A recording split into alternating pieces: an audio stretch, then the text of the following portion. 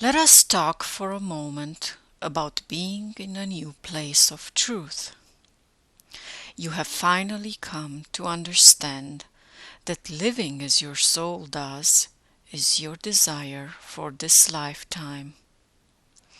You realize that this is the ultimate purpose of living on earth for you.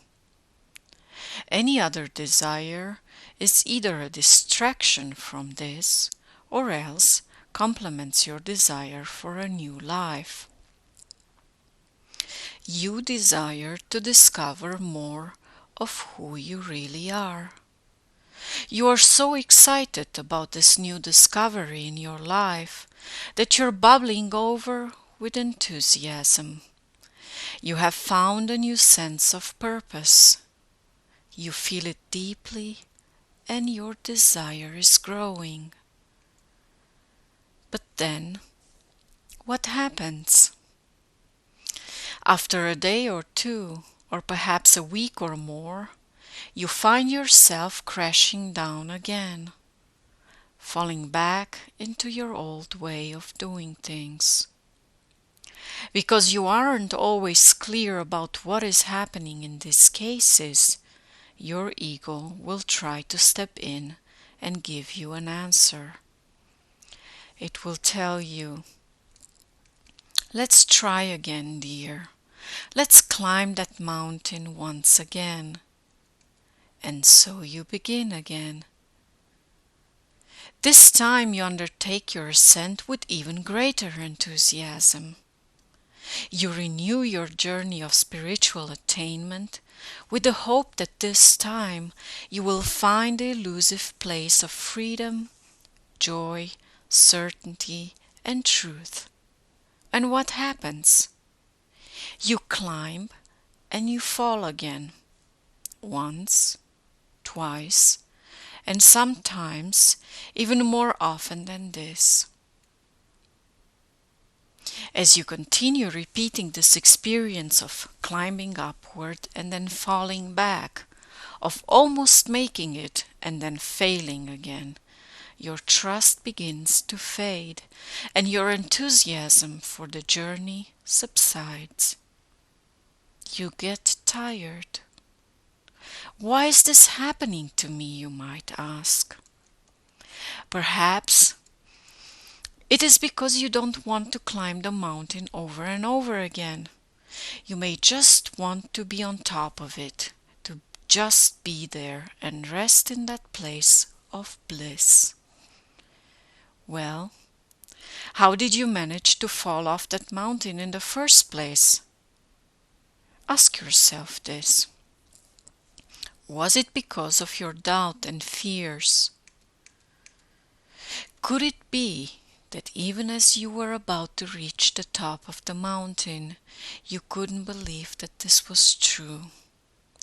That your journey was almost done? That you were going to succeed and realize your desire at last? Soon, you began to doubt yourself, and maybe even doubt the whole journey that you had taken.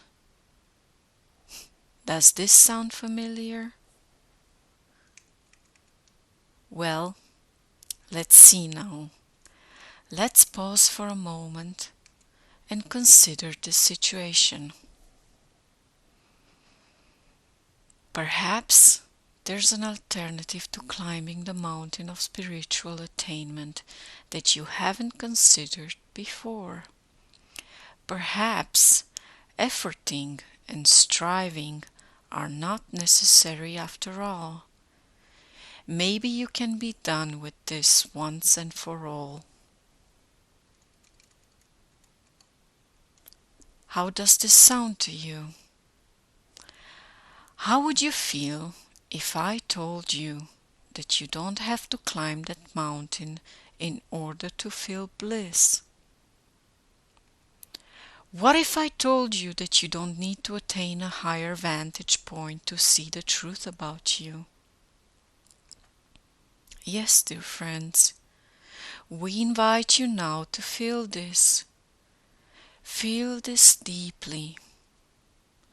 Are you ready to let go of your climbing? Are you prepared to release the need to go higher or to be better than you are right now? Are you ready to let go of trying?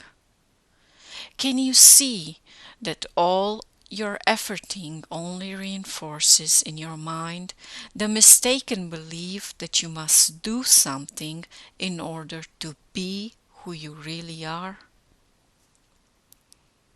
If your answer is yes, then we invite you now to stop. Please stop trying. Stop wanting to do more. Stop your climbing. Lay down your backpack and all the provisions you have carried to survive your ascent. They aren't necessary. Take off your boots and allow your feet the rest they deserve.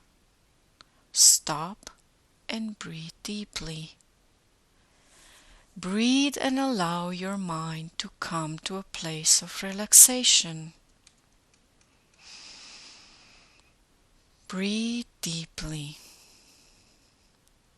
Let your soul be the guide in your life now. Stop now and surrender completely. Fall gently into the arms of your soul and welcome the love it has for you. Allow your soul to be the guiding light and the guiding force in your life now.